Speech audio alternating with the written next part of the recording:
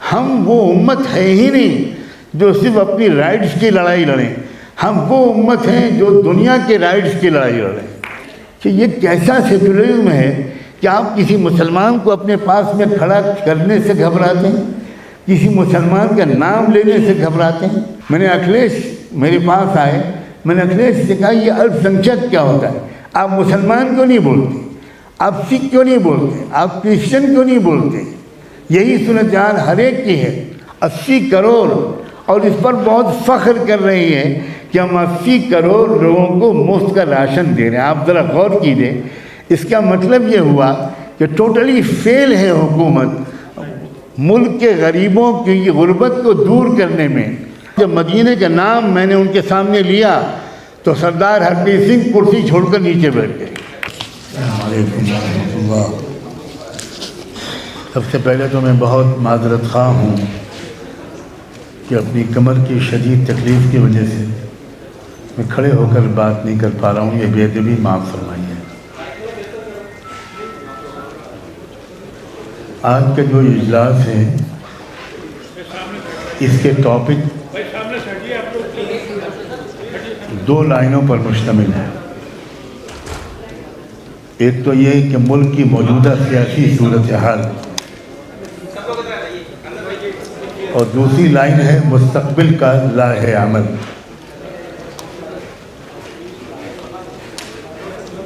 ملک کی موجودہ سیاسی صورتحال امید افزا ہے۔ ابھی کچھ دنوں پہلے اگر یہ اجلاس ہوا ہوتا تو شاید اتنے پازیٹیو احساسات اور مستقبل کے بارے میں مثبت توقعات، امیدیں نہ ہوتی یا کم ہوتی۔ سیاسی صورتحال کا خلاصہ یہ ہے کہ ملک کے حقیقی مسائل جو ہیں، ریئل ایشوز، ان کی بنیاد پر ملک کے عوام کی بڑی تعداد نے ووٹ کیا ہے۔ مہنگائی ہو، بے روزگاری ہو، نان امپلائمنٹ ہو، اس طرح کے جو مسائل ہیں، کسانوں کا مسائل، مزدوروں کا مسائل، عورتوں کے عدم تحفظ کا مسئلہ، عزتیں لوٹی جا رہی ہیں، جلایا جا رہا ہے، منی پور کی صورتحال، لنگایت کمیونٹی کے تجربات، سکھوں کے تجربات، ان مسائل نے عوام کی توجہ کو اپنی طرف کھینچا ہے، اور جو نان ایشوز کو اٹھایا جا رہا تھا، کمیونل اور فیسسٹ ماحول بنانے کی جو کوشش کی جا رہی تھی، وہ بڑی حد تک کامیاب نہیں ہو پائی۔ تو یہ موجودہ صورتحال، سیاسی صورتحال، یہ جو آپ نے ادیب صاحب نے عنوان رکھا ہے، تو یہ ضرور سامنے رہنا چاہیے کہ موجودہ سیاسی صورتحال مستقبل کے بارے میں پرامزنگ ہے، امید افزا ہے۔ یہ سگنل دے رہی ہے موجودہ صورتحال کہ اگر صحیح سمت میں اور زیادہ کام کیا جائے، مل جل کر کام کیا جائے، نیک نیتی سے کام کیا جائے، اور ملک کے جتنے بھی مظلوم عوام ہیں ان کے انصاف دلانے کے لیے کام کیا جائے، الگ الگ کوششیں کرنے کے علاوہ اکٹھا بھی کوشش کی جائے، تو نتیجے بہت اچھے نکلتے ہیں۔ مجھے معلوم ہے کہ ادیب صاحب نے پورے ملک میں اپنے ساتھیوں کے ساتھ کہاں کہاں کا دورہ کیا۔ رمضان کا مہینہ تھا، اسی سلسلے کے ایک مشورے کے لیے میں نے ادیب صاحب کو فون کر کے زحمت دی کہ پورے ملک میں کیسے کام کیا جائے۔ اس کے لیے میں نے ایک چھوٹا سا ایک نشست بلائی مشورے کے لیے۔ میں بہت شکر گزار ہوں، ادیب صاحب رمضان کے باوجود فوراً تشریف لے آئے، اور ہم لوگوں نے ایک لائحہ عمل بنایا۔ پہلی بار ملک کے علماء، ائمہ مساجد، انہوں نے ووٹر آئی ڈی بنوانے میں، کریکشن کروانے میں اور پھر پولنگ کے دن ووٹ ڈلوانے میں بہت میجر رول پلے کیا ہے، بہت بڑا رول پلے کیا ہے۔ یہ وہ لوگ ہیں جن کا ڈائریکٹ عوام سے تعلق ہوتا ہے، گریس روٹ لیول پر ان کا تعلق ہوتا ہے، محلے اور گاؤں اور بلاک اور تحصیل اور ضلع کی سطح پر ان کا تعلق اور رابطہ ہوتا ہے۔ اگر ہماری یہ سارا طبقہ بھی سول سوسائٹی کا جز بن کر اگر یہ کام کرنے کے لیے کھڑا ہوتا ہے تو وہ نتیجہ نکل سکتا ہے جو ابھی نکلا، اور یہ تو ابھی شروعات ہے، اس سے بہت بہتر نتیجے مستقبل میں نکل سکتے ہیں۔ یہ الگ بات ہے کہ ہمارے بہت سے لوگ علماء اور ائمہ مساجد کو سول سوسائٹی سے الگ سمجھتے ہیں۔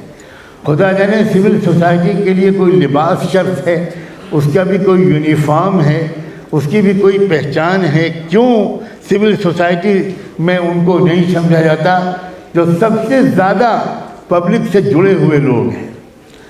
جہاں تک مستقبل کے لائحہ عمل کی بات ہے، میں یہ محسوس کر رہا ہوں کہ ملک کے اندر جو خوش فہمیاں تھیں سنگھ پریوار کے بارے میں، بی جے پی کے بارے میں، بڑا اچھا ہوا کہ 10 سال کے تجربے کے بعد وہ غلط فہمیاں، خوش فہمیاں کم ہو گئی۔ میں ابھی یہ تو نہیں کہوں گا کہ دور ہو گئی، لیکن بہت کم ہو گئی۔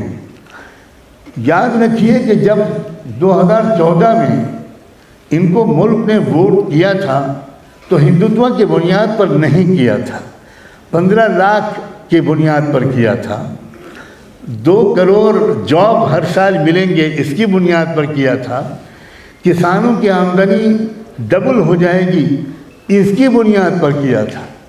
اس بنیاد پر ملک نے ان کو ووٹ کیا تھا۔ قطعاً یہ میں کم سے کم اس بات سے متفق نہیں ہوں کہ ہمارے ملک میں جو نان مسلم بھائی اور بہنیں ہیں ہماری، اور نوجوان بیٹے اور بیٹیاں ہیں، وہ ہندوتوا کے زہر سے بہت زیادہ متاثر ہیں۔ میں اس سے متفق نہیں ہوں۔ عام طور پر لوگ یہ کہتے ہیں کہ پول اتنا زہر گھول دیا ہے، ہر شخص نفرت کی آگ میں جل رہا ہے۔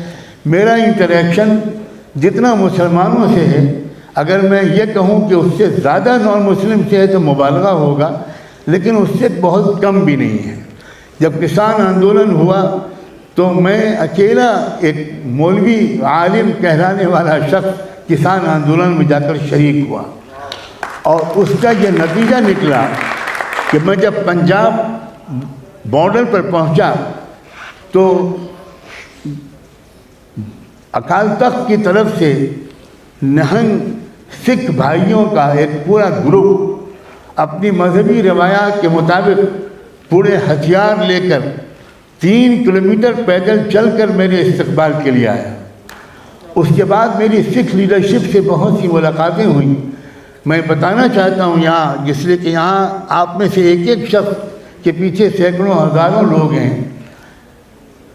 میں جب اکال تخت کہ اس وقت کے جتھیدار سردار ہربیر سنگھ کو میں نے جب فون کر کے یہ بات کی کہ میں آپ کے پاس حاضر ہونا چاہتا ہوں، اکال تخت آنا چاہتا ہوں، دربار صاحب آنا چاہتا ہوں، تو انہوں نے مجھے حیرت ہوئی کہ مجھے پہچان گئے۔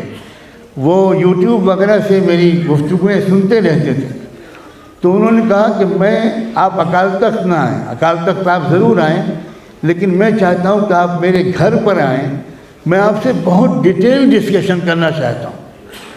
آپ کو خوشی ہوگی کہ میں 100 کلومیٹر کا سفر کر کے امرتسر سے ان کے گھر گیا، 6 گھنٹے لگاتار انہوں نے مجھ سے بات چیت کی، اور یہ وہ بندہ ہے سردار ہربیر سنگھ جنہوں نے قرآن مجید کا پنجابی گرمکھی زبان میں ترجمہ کیا ہے۔ آپ غور کی۔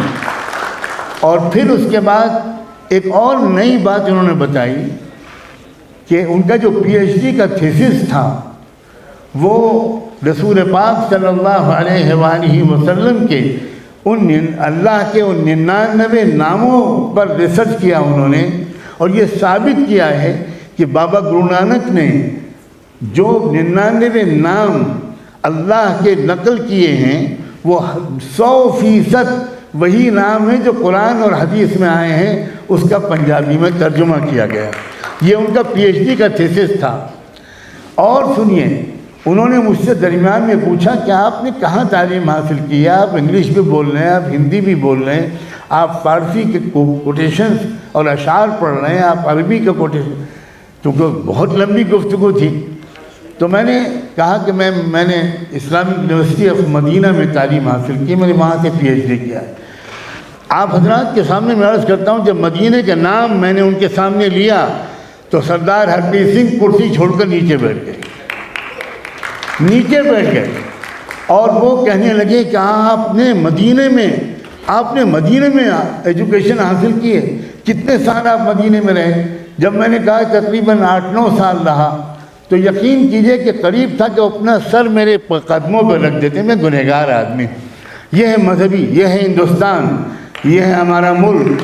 ہم نے شاید ابھی تک اپنے ملک کو، اس کے پوٹینشل کو پہچانا نہیں ہے۔ ہم بھی کہیں پروپیگنڈے کے شکار ہوئے ہیں، ہم بھی کہیں مایوس اور خوفزدہ ہوئے ہیں، ہم بھی کہیں اجنبیت کے شکار ہوئے ہیں، ہم نے بھی کہیں فاصلے رکھنے شروع کیے ہیں۔ ہمارے بھی گھروں میں پڑوس کے غیر مسلم نہیں آتے بے تکلف، ہماری عورتوں سے ان کی مہلاؤں کی بے تکلفی نہیں ہوتی۔ اس کے بعد مجھ سے کہنے لگے کہ پانی میں منگواتا ہوں گھر سے، آپ پڑھ کر پھونک دیجئے، میں زندگی بھر اس پانی کو ایڈ کرتا رہوں گا، پیوں گا، میں یہ سوچتا رہوں گا کہ مدینے والے کا پانی ہے، مدینے والے کا اس میں وہ شامل، یہ ہمارا ملک۔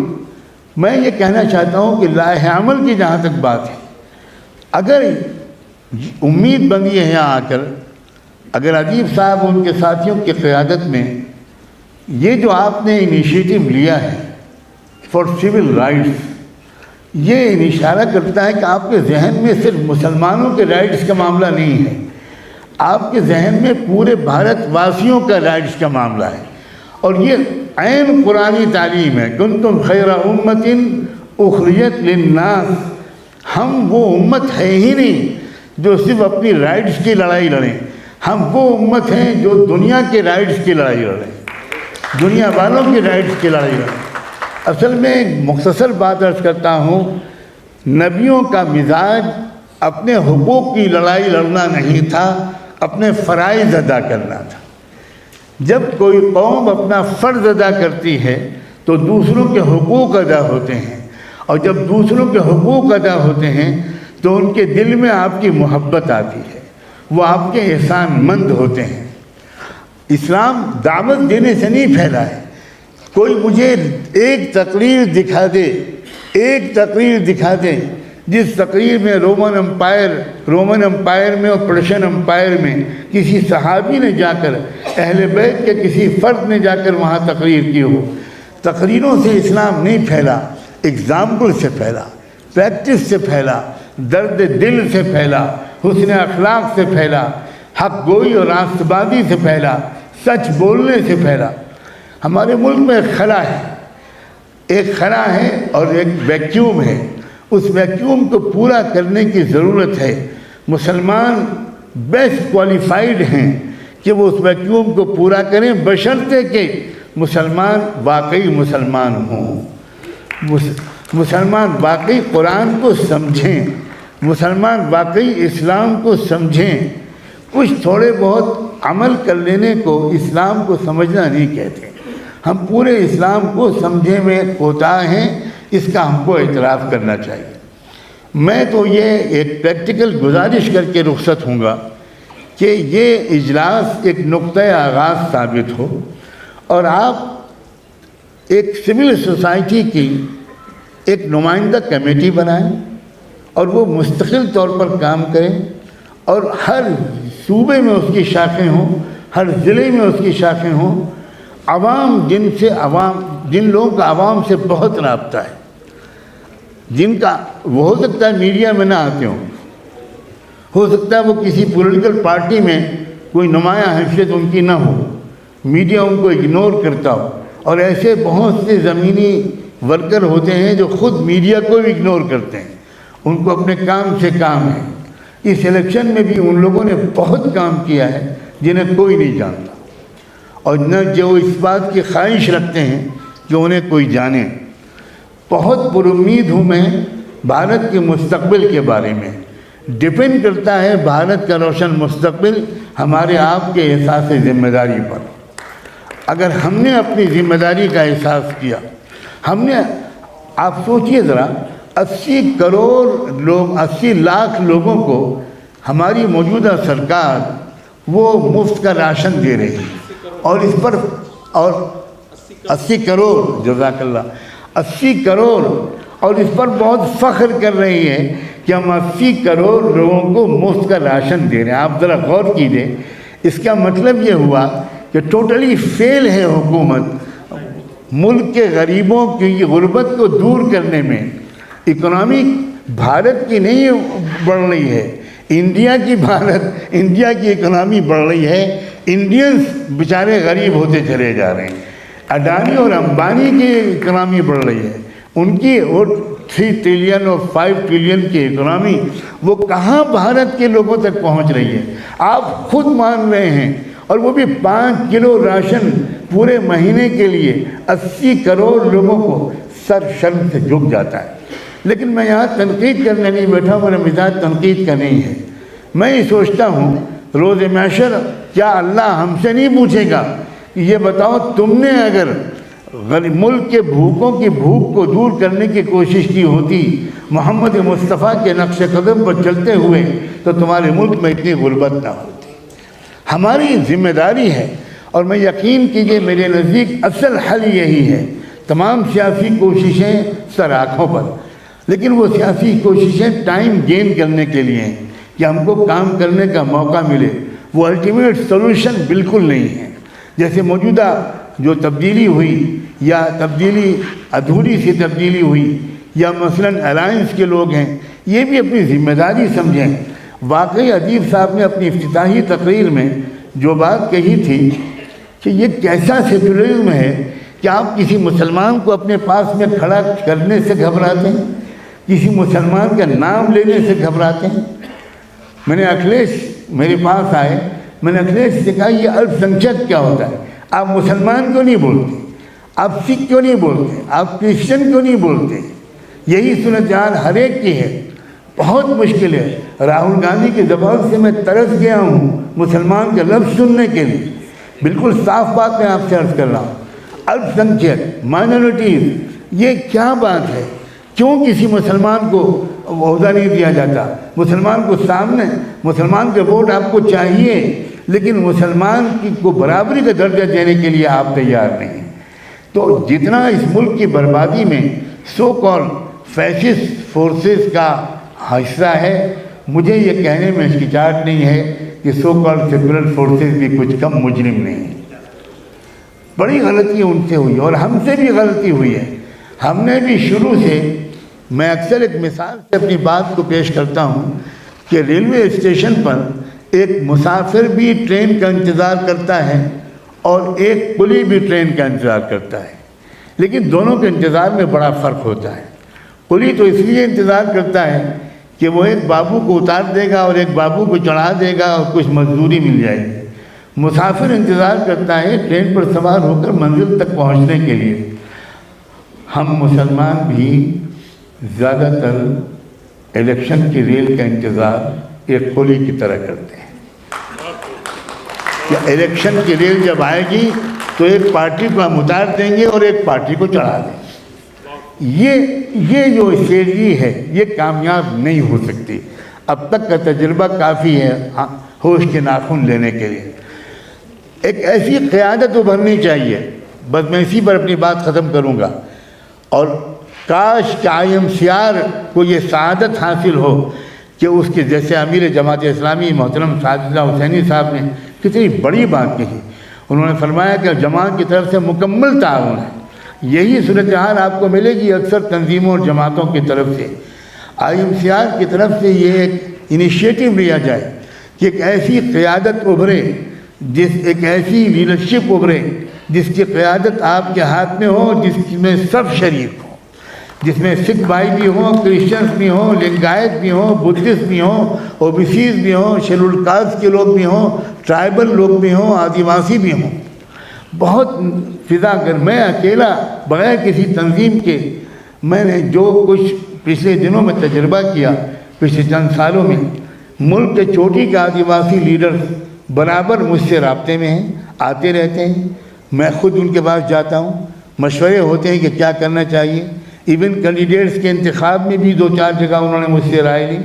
ٹرائبل لوگ منی پور تک میں گیا، وہاں بھی میری لوگوں سے ملاقاتیں ہوئیں۔ چرچز میں گیا، جو چرچز جلائے گئے، جو کرسچن اسکولس جلائے گئے، وہاں کے جو گریٹ بشپ تھے وہ خود مجھ سے ملنے کے لیے آئے۔ پنجاب کے سکھوں سے جتنا میرا رابطہ ہے، بدھسٹ رہنماؤں سے، تو بہت بہترین امکانات موجود ہیں ملک میں ایک صالح اور پازیٹیو تبدیلی لانے کے لیے۔ موجودہ الیکشن نے فضا کی نفرت کو کم کیا ہے اور مثبت قسم کے امکانات کی ہواؤں کو طاقت بخشی ہے۔ ٹھیک وقت پر ادیب صاحب کو اللہ نے توفیق دی اور ان کے ساتھیوں کو کہ یہ شاندار اجلاس بلایا۔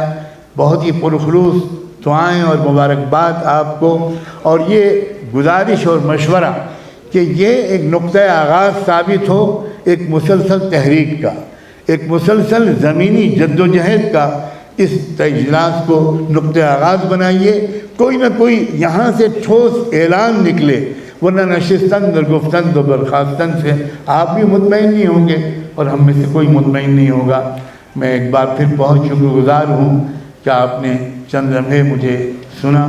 اللہ تعالیٰ آپ سب کے رتبے بلند کرے اور ہم سب کو مفید خدمت انجام دینے کی توفیق عطا فرمائے۔